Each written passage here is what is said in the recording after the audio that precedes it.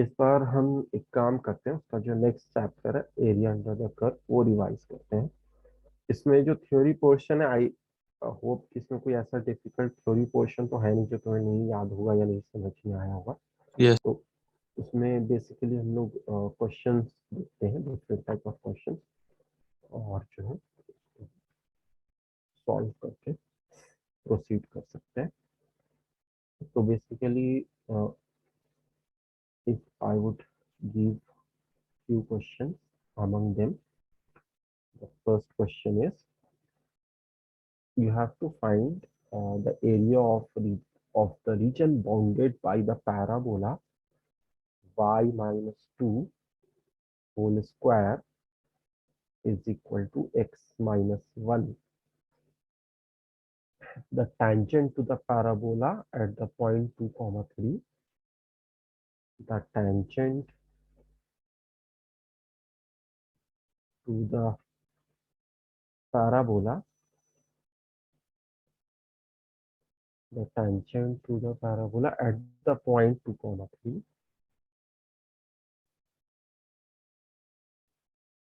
okay, and the x-axis.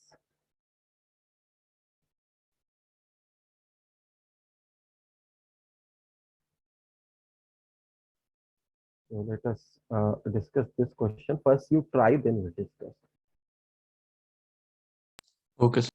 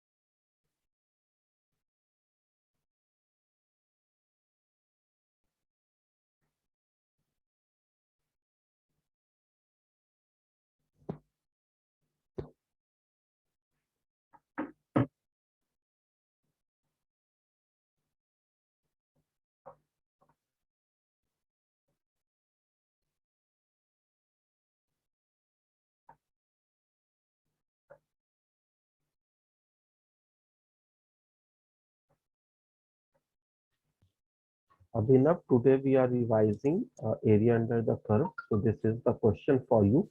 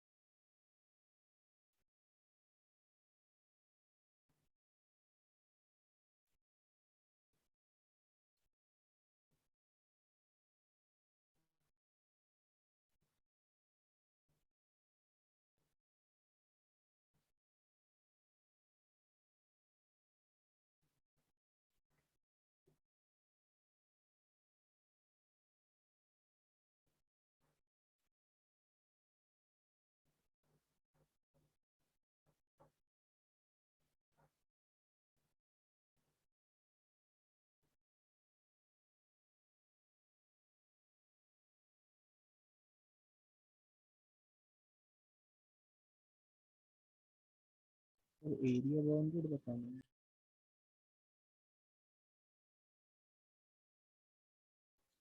थोड़ा muted.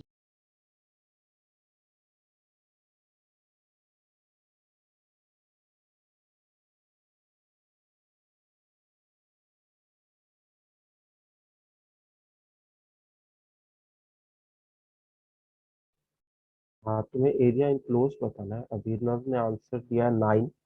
Let other solve.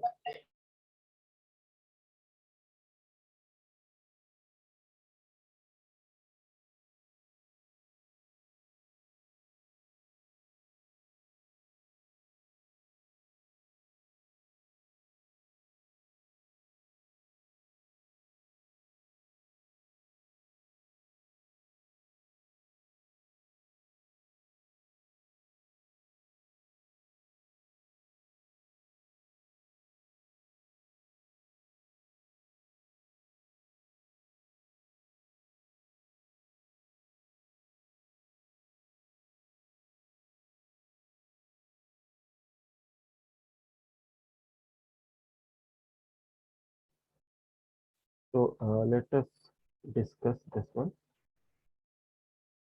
Abhinav has given the answer. I don't know whether it is right or wrong. So if we proceed to solve it, first of all, we have to sketch the curve. Okay. So this is a parabola, right? And this parabola is having vertex at 1, 2. तो यहाँ पर कहीं पर इसका vertex है 1, 2 पे, और x को अगर हम 1 ले लें, y को 2 ले लें, and this is of the form y square is equal to 4ax. So you can say that this is a right opening parabola like this.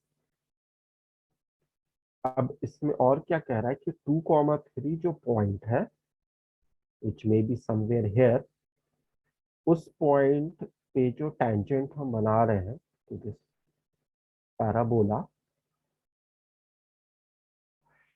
And the x axis, तो जो एरिया इनक्लोज तुम्हें दिख सकता है यहाँ पे clearly ऐसा लग रहा है, जो एरिया इनक्लोज है वो this region is basically the enclose area, ये हमें निकालना है।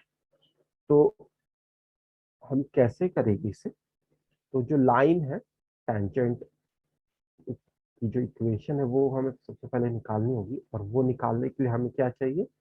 स्लोप चाहिए। तो हम स्लोप कैसे निकालेंगे? इसको डिफरेंशिएट कर देंगे।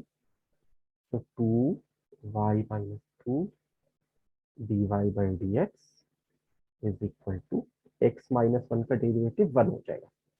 और इसमें हम 2, 3 जो पॉइंट है वो अगर पुट करते हैं तो dy/dx जो स्लोप होगा at this point A, point हम ए मान सकते हैं, will be equal to 1/2 into 3 - 2 is equal to half आएगा।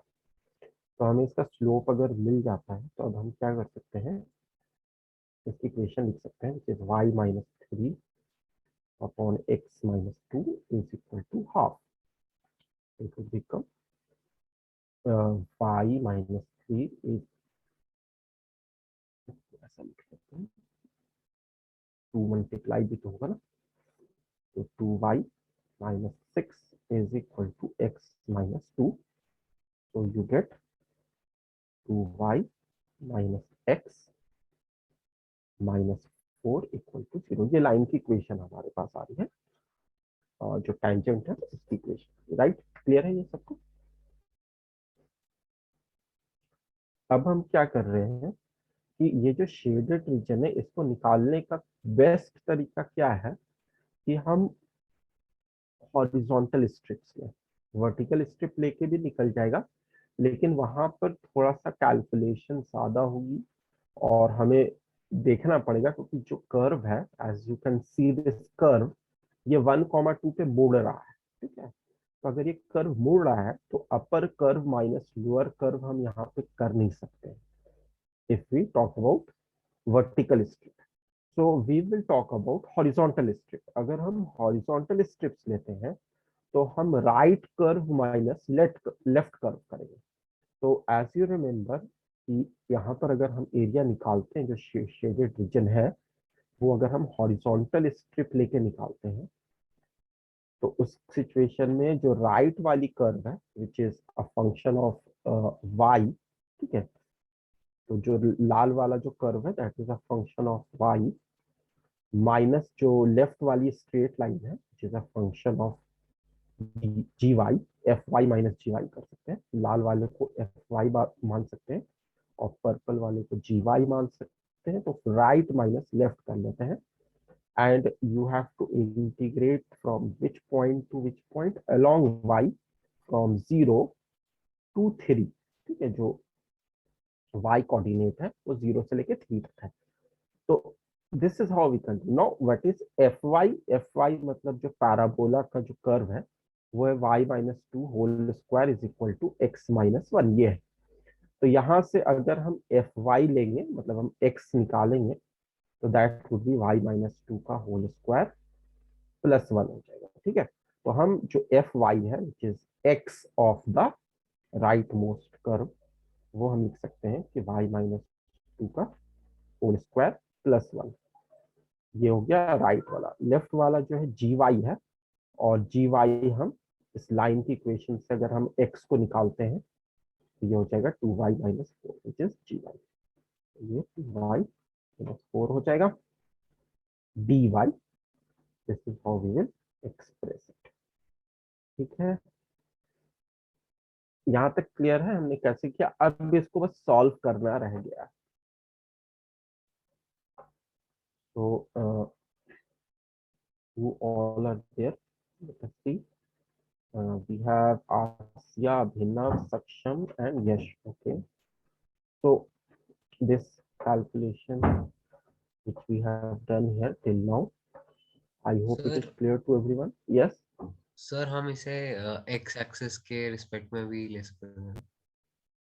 मतलब वर्टिकल स्ट्रिप अगर लेते यस तो सर। वहां पे क्या प्रॉब्लम आ सकती थी, वहां पे प्रॉब्लम ये आती ना कि बेसिकली हमारे पास, इफ यू सी दिस, ये टैंजेंट है and this is the parabola, इस तरीके से कुछ यहाँ पे वर्टेक्स है, ये एक्स एक्सिस है। तो तुम जब शेडेड रीजन वर्टिकल लोगे तो यहाँ तक जो है कोई दिक्कत नहीं है, यहाँ से यहाँ तक तो कहानी ठीक है, अब कर्व माइनस लोअर कर्व, लेकिन उसके बाद हम ये वाला पोर्शन लेंगे थोड़ा सा, और थोड़ा सा ये लेंगे, तो इन दोनों का जो इक्वेशन बनेगा वो अलग अलग बनेगा। इसमें टैंजेंट माइनस अपर कर्व बनेगा, and as you see it is given as y minus 2 का whole square is equal to x minus one. तो यहाँ से y की जो वैल्यू आएगी तुम्हारी, y की root over x minus one plus two, ये हो गई इसकी वैल्यू अपर वाले की। अगर लोअर वाले में जाओगे तो ये हो जाएगी y is equal to minus root over x minus one plus two, क्योंकि दो दो अलग इक्वेशन बन रही है ना, इनको जब तुम सॉल्व करोगे तो you will eliminate the square here, so that will plus minus square root। तो अपर कर्व की इक्वेशन प्लस वाली है, लोअर कर्व की माइनस वाली है। This is the equation of upper curve and this is the equation of lower curve. तो तुम्हें दो अलग सेक्शन निकालना पड़ता है, एक तो तीन निकालना, एक तो ये एरिया निकालते ही, उसके बाद ये जो ऊपर वाला एरिया है इसको निकालने के लिए तुम क्या करते, लाइन माइनस कर्व, फिर ये जो नीचे वाला एरिया इसको निकालने के लिए कर्व माइनस एक्स एक्सिस करते हैं। So this would have been a very difficult calculation। तो यहाँ पर हॉरिजॉन्टल स्ट्रिप ही लेना विजडम है, वर्टिकल स्ट्रिप लेना विजडम नहीं है।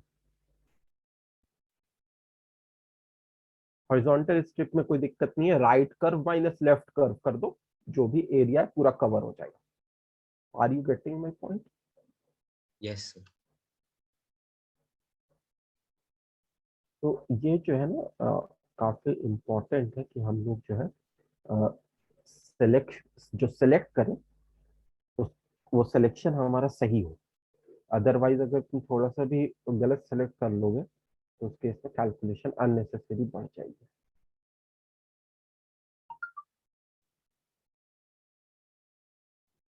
तो इसको अब हम सॉल्व कर लेते हैं। तो when we will solve this, what will happen,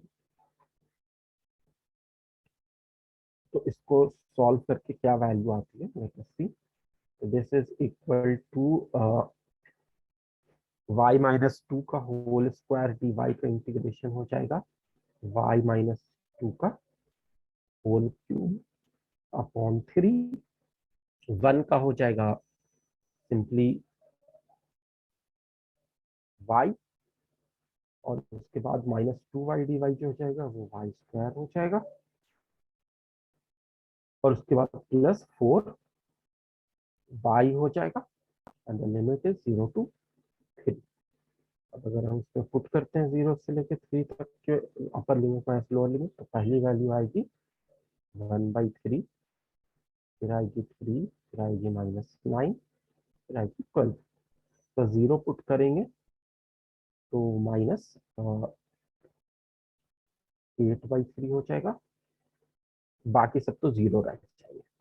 तो इसकी वैल्यू अगर हम कैलकुलेट करते हैं तो 1/3 -8/3 इज -7/3, और इधर हो जाएगा 12 में से 9 गया 3, 3 प्लस 3 6, और इधर हो गया -7/3, फिर -7 जो होगा 11/3।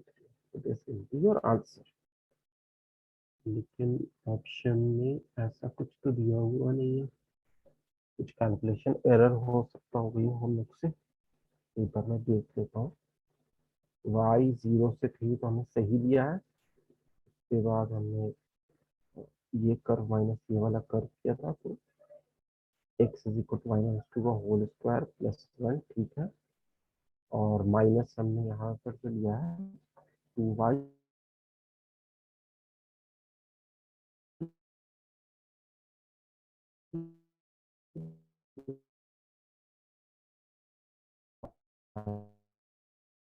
नहीं, ठीक है। अब लिमिट पुट कर रहे हैं अगर, तो 1/3 3 -9 प्लस 12 और 0 पुट करते हैं। अच्छा, थोड़ी सी कैलकुलेशन मिस्टेक हो गई, ये जो होगा ना ये +8/3 हो जाएगा, क्योंकि माइनस ऑफ माइनस होगा जब तुम लोअर लिमिट करोगे, तो ये +8/3 हो जाएगा। So you will get the value here is 8/3 plus 1/3 which is 9/3, which can be 3. 6 plus 3 is equal to 9, which is our answer. Is this okay? Yes. Yes. तो अभिनव ने तो आंसर दे दिया था, बाकी लोगों ने भी देख लिया कि कैसे कर सकते हैं। Let us come to the next question now.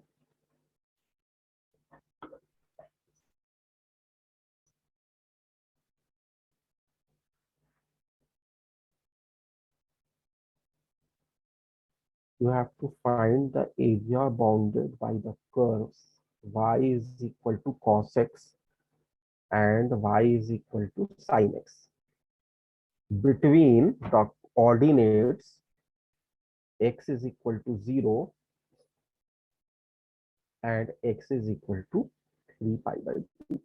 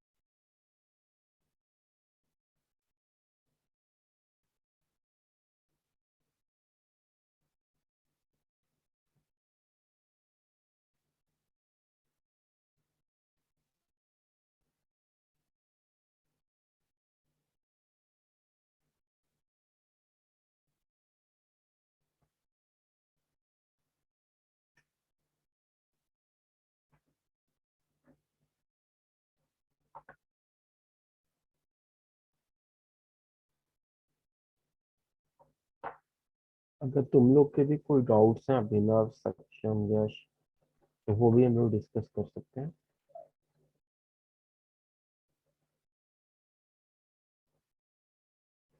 Let's try this question.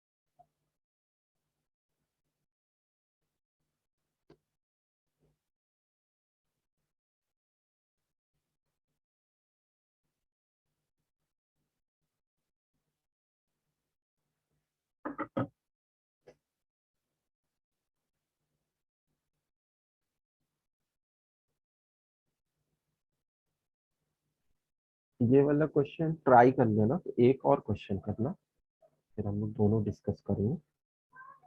दूसरा क्वेश्चन जो करेंगे ये वाला है.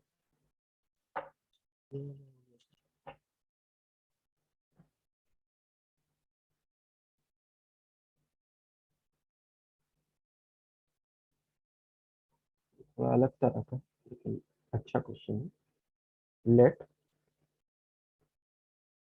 S alpha is equal to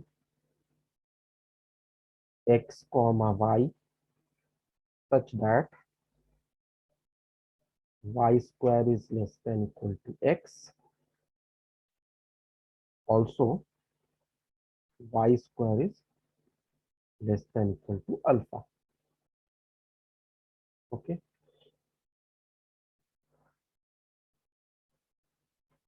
And A alpha is the area of the region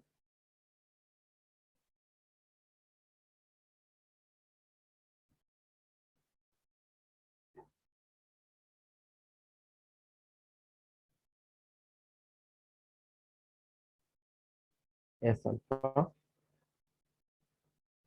if for lambda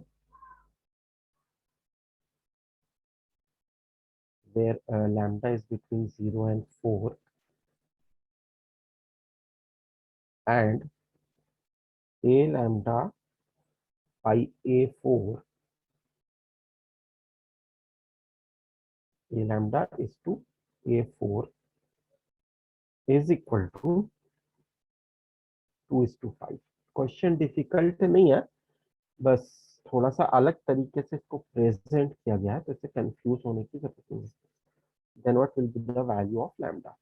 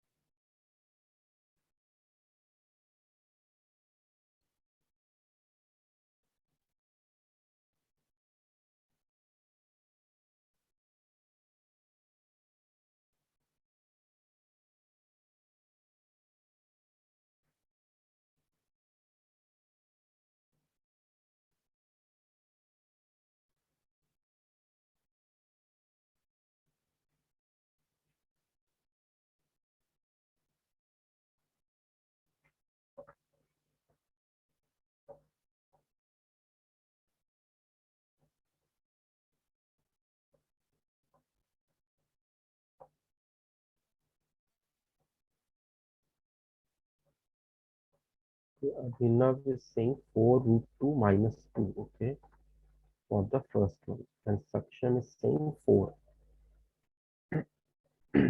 So let us discuss the first one, then we will discuss the second one also.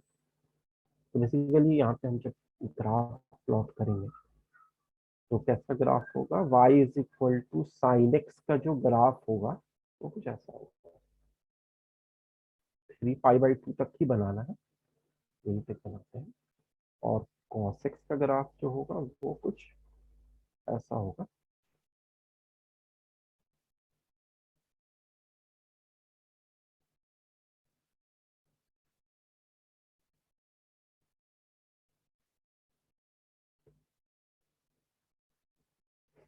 ऐसा हो जाएगा, red वाला जो है वो cos x का graph हो जाएगा, और पर्पल वाला वो sin x का ग्राफ हो जाएगा।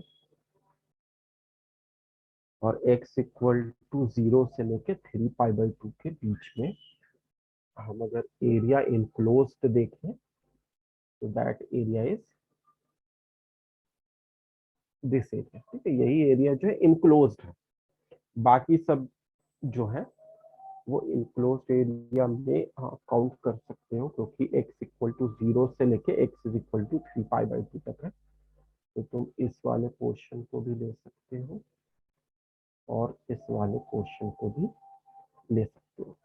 तो ये हमारा रीजन आ गया जिसका हमें एरिया निकालना है। अब बस इस बात का ध्यान रखना पड़ेगा कि जब हम अपर कर्व माइनस लोअर कर्व कर रहे हो तो अलग अलग इंटरवल में अलग अलग होगा। जैसे 0 से लेके π/4 तक, जबकि sin x cos x पहली बार इंटरसेक्ट करेंगे यहाँ पर, तो वहां तक हमारा cos x ऊपर है, तो हम लिखेंगे cos x minus sin x dx। उसके बाद हम π/4 से लेके यहाँ तक की बात करें, which is actually pi plus π/4, which will become 5π/4, right.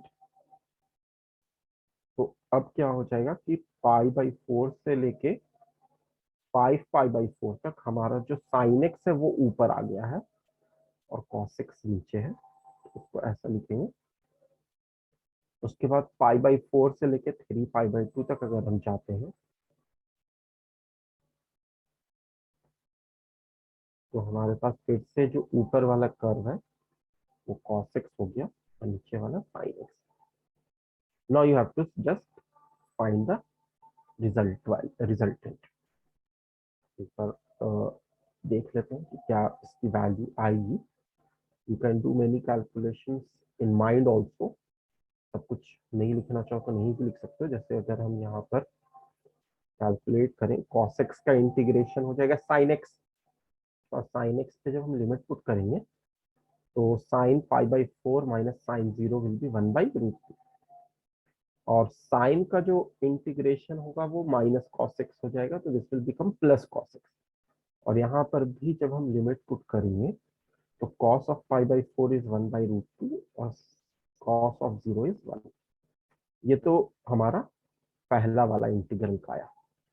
वैसे ही अगर हम दूसरे वाले में देखें तो यहाँ पर फिर से हमारे पास साइन का जो इंटीग्रल होगा वो माइनस cos x होगा, और अगर हम लिमिट पुट करते हैं तो cos पाई 5π/4 माइनस cos π/4 वो कैंसिल हो जाएंगे, दोनों की वैल्यू सेम आएगी। और cos को इंटीग्रेट करेंगे तो दैट विल बी साइन, और साइन 5π/4 और साइन π/4 को जब हम सब्ट्रैक्ट करेंगे तो ये हो जाएगा, एक तो माइनस साइन था ही बाहर में, उस माइनस साइन को हम अंदर ले जाएंगे, तो साइन π/4 विल बी 1/√2, और जो साइन 5π/4 है वो माइनस 1/√2 होगा, तो सब्ट्रैक्ट करने पे प्लस 1/√2 हो जाएगा। अब हम आते हैं थर्ड वाले में। थर्ड में है cos x का इंटीग्रल sin x होगा, तो उसमें लिमिट पुट करेंगे तो साइन 3π/2 विल बी -1, और साइन 5π/4 विल बी -1/√2, तो दिस विल बिकम +1/√2। वैसे ही साइन का इंटीग्रल हो जाएगा माइनस कॉस तो प्लस हो जाएगा। कॉस 3 पाई बाई 2 अगर करेंगे तो 0 है, और कॉस 5 पाई बाई 4 करेंगे तो -1/√2 है, तो +1/√2। तो मेंटल कैलकुलेशन हम लोगों ने कर लिया। इससे अब अगर हम फाइनल वैल्यू निकालना चाहें तो हमें मिल रहा है 1/√2, 1/√2 इधर भी मिल रहा है।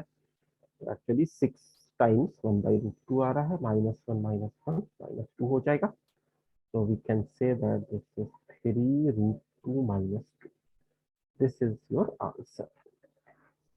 मैं क्रॉस चेक कर लेता हूँ।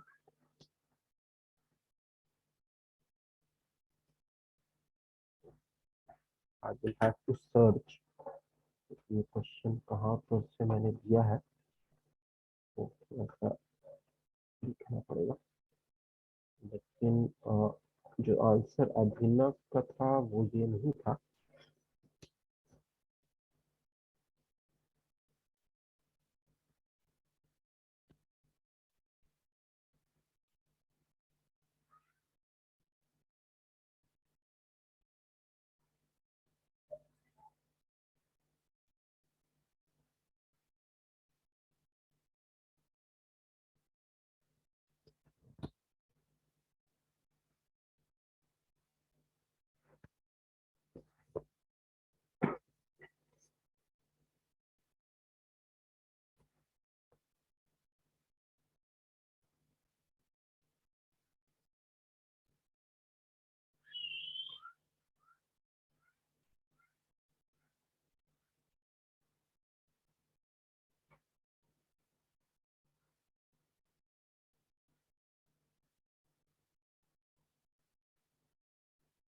यहाँ पे मुझे लग रहा है कुछ कैलकुलेशन मिस्टेक में भी हुई हो, क्योंकि आंसर ऑप्शंस में जो दिए हुए हैं उसमें ये नहीं है। मैं एक बार फिर से कैलकुलेशन जो मेंटली किया हूँ तो सोच लेता हूँ। इधर वो आएगा साइन एक्स, sin π/4 ठीक है, और फिर यहाँ पर साइन एक्स हो जाएगा, फाइनली कॉस एक्स हो जाएगा, ये तो ठीक है। उसके बाद हम आते हैं यहाँ पर, तो साइन एक्स का इंटीग्रल माइनस कॉस एक्स, तो 1/√2 और 1/√2 ठीक है। और कॉस वाले में अगर आप कहते हैं तो साइन होगा, साइन, थोड़ा सा यहाँ पर हमारे पास दो 1/√2 और होने चाहिए यहाँ पे, +1/√2 प्लस, इनफैक्ट ये 6 की जगह 8 हो जाएगा, और ये फिर 3 की जगह 4 हो जाएगा। तो अभी ने आपको जो आंसर दिया था वो सही आंसर था। ये this will be answer. Is this clear? Yash and Abhinav, both of you? Yes. So Yes, sir. let us discuss next question, or first you try next question, then we will discuss this question. I will be back in just 5 minutes, so you can try this question in that time and then we discuss it.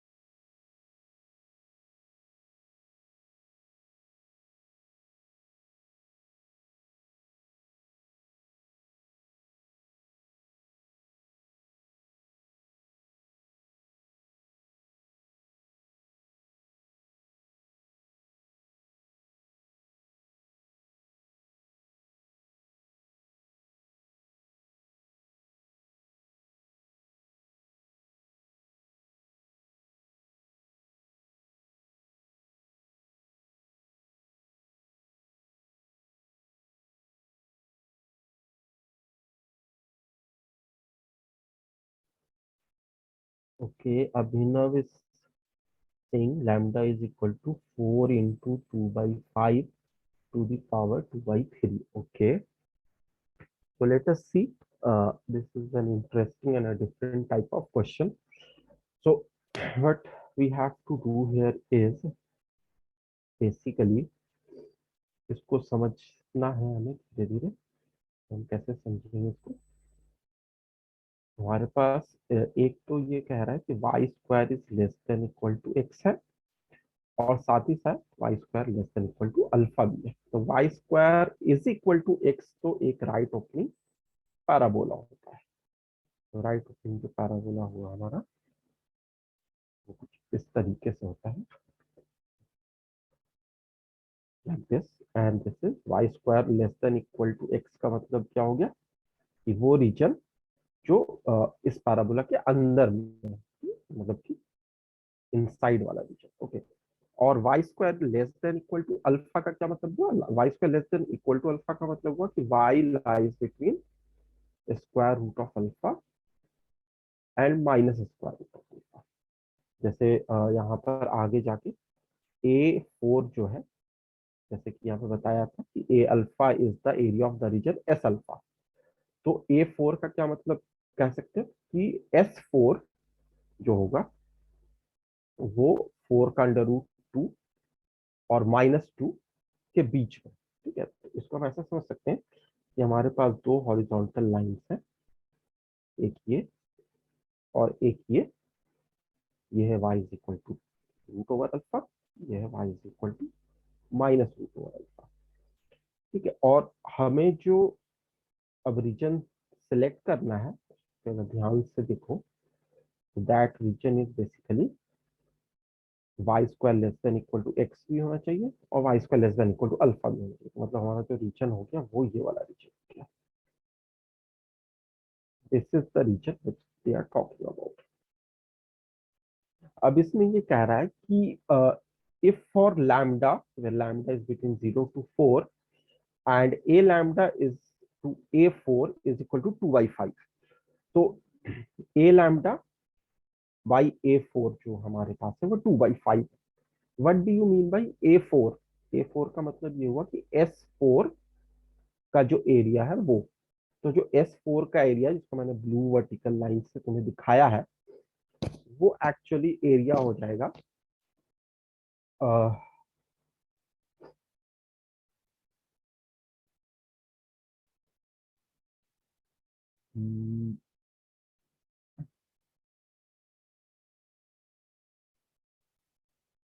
Okay okay, ठीक है. और इसका भी ध्यान रखना होगा तुम्हें कि जो ए लैम्डा है, A4 तो चलो दिख गया हमें, जो वर्टिकल ब्लू लाइन्स है, जो ए लैम्डा है, lambda is between 0 to 4, obviously ये जो होगा ये जो जो A4 है उसकी जो अपर लिमिट और लोअर लिमिट है दैट इज 2 और -2 उससे छोटा है. तो मतलब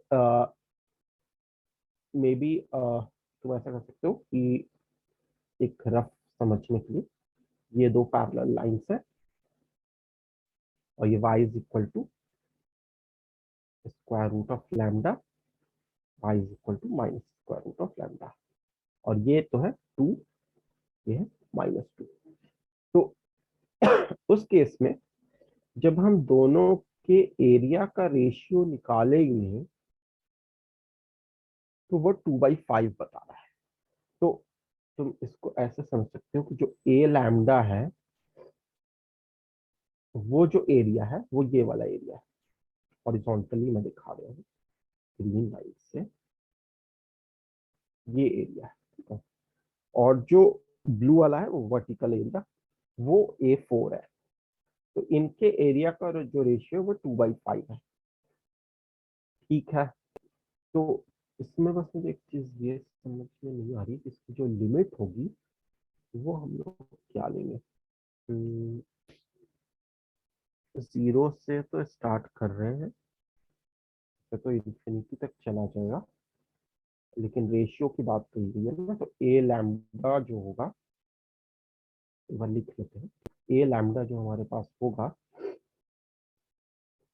वो होगा 0 to infinity, and the area is basically root over, इधर का अगर एरिया ले रहे हैं हम लोग तो क्या हो जाएगा, y square is equal to x. Okay, उसके बाद हॉरिजॉन्टल हो जाएगा, यहाँ पर भी ऐसे होगा। यहाँ तक क्लियर है? यहाँ तक कोई डाउट तो नहीं है? फिर मैं मेक श्योर होना चाहता हूँ कि तुम्हें समझ में आ रहा हूँ, तभी हम प्रोसीड कर रहे हैं आगे। तो यहाँ तक तो कोई डाउट नहीं है ना किसी को, या है?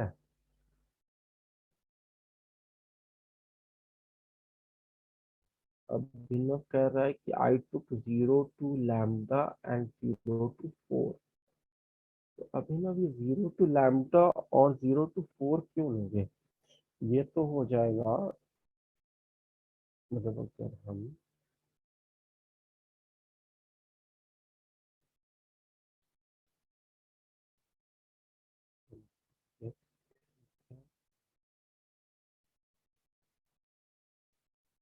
वो तो मुझे समझ में नहीं आ रहा कि वो क्यों मिल गया, लेकिन हम लोग यहाँ पर अगर देखें तो ए लैम्डा की बात कर रहे हैं, तो ए लैम्डा जो है वो ग्रीन हॉरिजॉन्टल लाइंस है। तो सबसे पहले ये जो है y square is equal to x को अगर इंटरसेक्ट करेगी तो यहाँ पर कर रही होगी, तो एक्स की वैल्यू हो जाएगी उस केस में लैम्डा। ये वाला जो पॉइंट है रूट लैम्डा कॉमा लैम्डा है, ये कह सकते हो कि ये जो पॉइंट है root over lambda, lambda comma root over lambda, lambda comma x lambda होगा, तो वाई जो होगा वो रूट ओवर लैम्डा होगा। तो हम इसको कह सकते हैं कि x is equal to 0 to lambda and the equation of the curve is y is equal to root over x dx। ठीक है, फिर इसके आगे हम जाएंगे तो एक्स लैम्डा से लेके इंफिनिटी, उस केस में जो हमारा लिमिट है, जो अपर कर्व है वो रूट ओवर लैम्डा है, और लोअर कर्व तो एक्स एक्सिस है तो 0।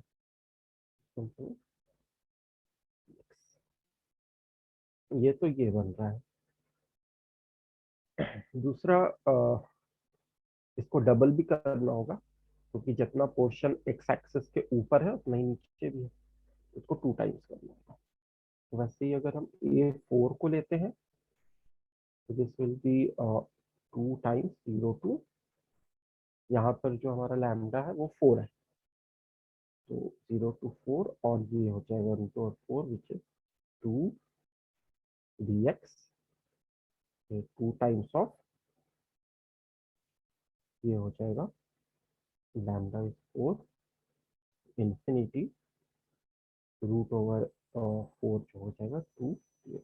मेरे ख्याल से ये बन रहा है, ये लैम्डा ये बन रहा है, और A4 ये बन रहा है। अब इसमें एक जो इशू दिख रहा है वो ये दिख रहा है कि इंफिनिटी तक का तो हम लोग इंटीग्रेशन नहीं कर पाएंगे, इसलिए हमें लिमिट यूज करना पड़ेगा। तो हम क्या करेंगे, इसको अगर हम दोनों को डिवाइड करते हैं तो this is actually 2 root over x का जो इंटीग्रेशन होगा एक्स टू द पावर 3/2 होगा, तो 4/3 लैम्डा टू द पावर 3/2। ये पहला वाले में तो ठीक है, दूसरे वाले में क्या होगा, 2 रूट लैम्डा और इन्फिनिटी माइनस लैम्डा होगा। तो इन्फिनिटी हम ऐसे नहीं लिखते हैं, हम क्या कहेंगे, let us some tea minus lambda, और लिमिट लगाना पड़ेगा हमें यहाँ पे, limit T is tending towards infinity. इसी तरीके से हम इस वाले को कैलकुलेट अगर करते हैं तो ये 4 इंटू 4 होगा प्लस 4 इंटू इन्फिनिटी माइनस 4, तो जिसको टी माइनस 4 लिख सकते हैं। यहाँ पे भी लिमिट वही है, टी टेंडिंग टुवर्ड्स इन्फिनिटी। अब हम जब दोनों को डिवाइड कर रहे होंगे तो what we will have here is 4/3 lambda to the power 3 by 2 plus 2 root over lambda p minus lambda upon नीचे हो जाएगा 16 माइनस 16 कैंसिल 4p हो जाएगा and we can put limit p tending towards 0. ये जो रेशियो बता रहा है this is actually 2/5 according to the question we है. अब यहाँ पर t इंफिनिटी है नॉट 0, तो t को इंफिनिटी पुट नहीं कर सकते, तो ऊपर नीचे हम t से डिवाइड कर देंगे. तो इनफैक्ट ये हो जाएगा या t को अलग कर लेते हैं दोनों में, तो ये हो जाएगा 4/3 lambda to the power 3/2 by 4t और ये हो जाएगा 2 root over lambda 4 1 minus lambda by t is equal to 2/5. ये आ रहा है. when we put limit t tending towards infinity then पहला वाला टर्म तो जीरो हो जाएगा, क्योंकि डिनोमिनेटर में t है, इसका रेसिप्रोकल जीरो. यहाँ पर भी लैम्डा बाई टी वाला जीरो हो जाएगा, ये बच जाएगा, तो ये हो जाएगा 2 root lambda by 4 is equal to 2/5 which will give us root over lambda is equal to 4/5 which means lambda is equal to 16/25. ये आंसर होना चाहिए इसका. Let me check it once.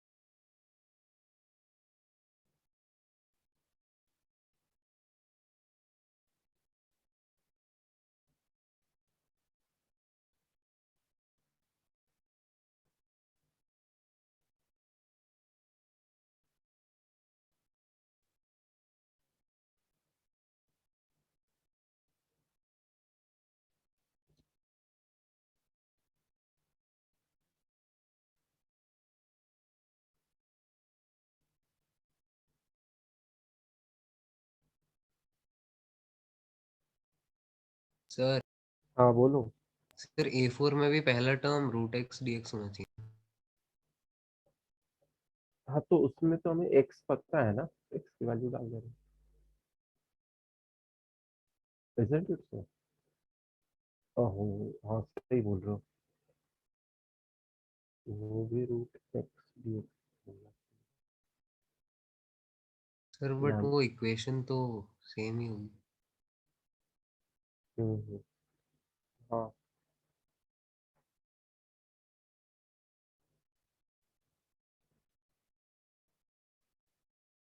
और ये वाला क्वेश्चन तो सही है.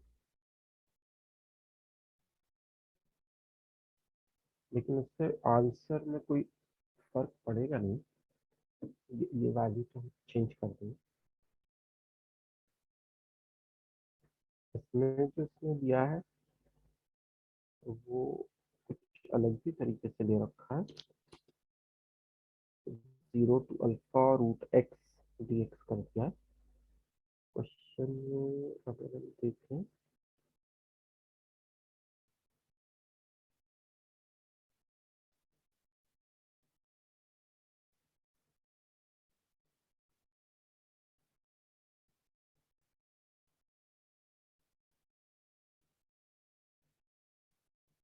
चलो देखते हैं.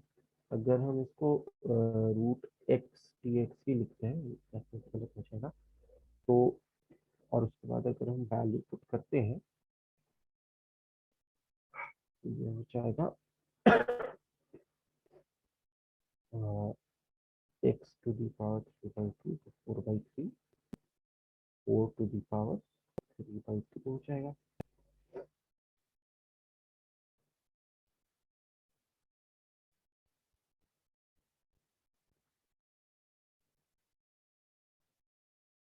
ये हो जाएगा 4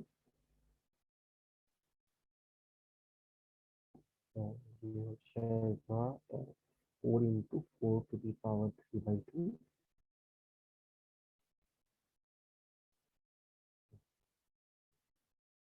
प्लस 40 माइनस 16 हो जाएगी। ठीक है,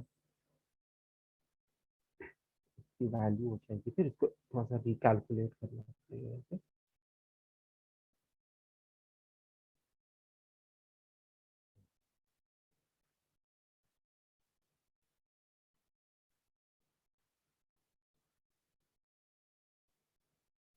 So this would become 4/3 lambda to the power 3/2 plus 2 root lambda t minus 2 lambda to the power 3/2 और नीचे में जो हमें मिल रहा है वो इसकी जो वैल्यू आएगी, इसकी वैल्यू आ जाएगी 4 का स्क्वायर रूट 2 का क्यूब फिर 8 हो जाएगा 32/3 माइनस 16 करेंगे तो 32 minus 48 which will become minus 16/3। ठीक है, और ये हो जाएगा 4t minus 16/3 equal to 2/5 limit t tending towards infinity. अब यहाँ पर हम t से डिवाइड कर देते हैं, तो ऊपर में t से डिवाइड करने के बाद अगर हम लिमिट करेंगे तो ये 0 होगा, ये 2 रूट लैम्डा हो जाएगा और ये भी 0 हो जाएगा। नीचे में अगर हम t से डिवाइड करेंगे और इंफिनिटी पुट करेंगे तो ये 4 हो जाएगा, इक्वल टू 2/5। मुझे नहीं लगता कि आंसर में कोई फर्क पड़ा, तो रूट लैम्डा जो हो जाएगा तो लैम्डा स्टिल इज 16/25।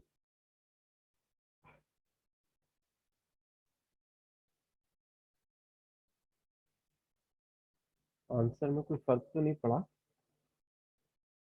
लेकिन still I am not fully satisfied with what we have done here. मैं इस क्वेश्चन को एक बार और अभी करूँगा और फिर मैं बताऊंगा कि क्या ये आंसर सही है या नहीं। अभी तक तो लग रहा है कि ये सही है, लेकिन स्टिल मुझे डाउट आ रहा है कि इसमें जो क्वेश्चन है उसको हमने समझा तो सही तरीके से है, लेकिन ये जो इन्फिनिटी वाला फंडा है ये यहाँ पर लगाना, मतलब ऐसे यूजुअली इन्फिनिटी लिमिट में आती नहीं है, अगर आ रही है तो एरिया अंडर द कर्व में इन्फिनिटी आती है, तो आ रही है तो हम लिमिट से ही कर रही है। एनीवेज तुम लोग को आंसर की बात अगर अभी नहीं करें तो इसके कॉन्सेप्ट में कोई इशू है क्या? सर हमने लिमिट कैसे सॉल्व की?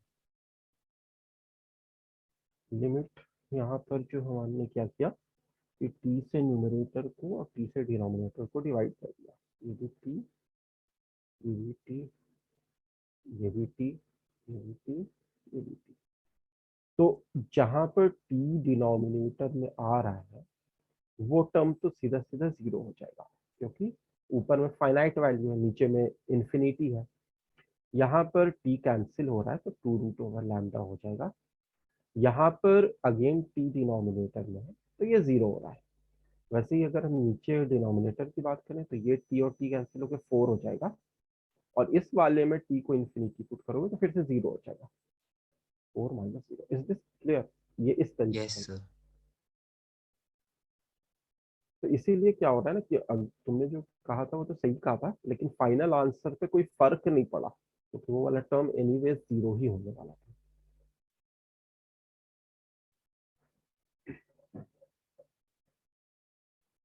और कुछ कॉन्सेप्चुअली कोई इश्यू लग रहा है इस क्वेश्चन में?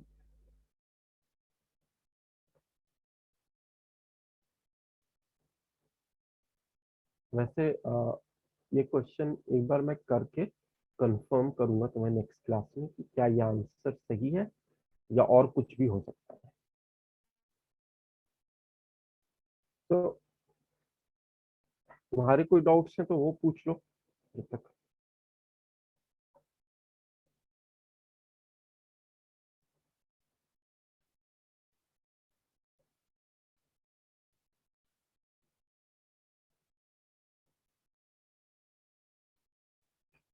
यश एंड अभिनव, कुछ है तुम्हारे डाउट्स?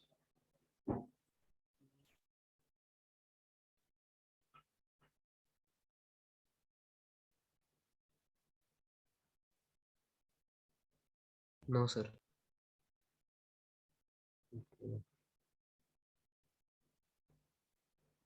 तो आज थोड़ा सेशन जल्दी ओवर करना है।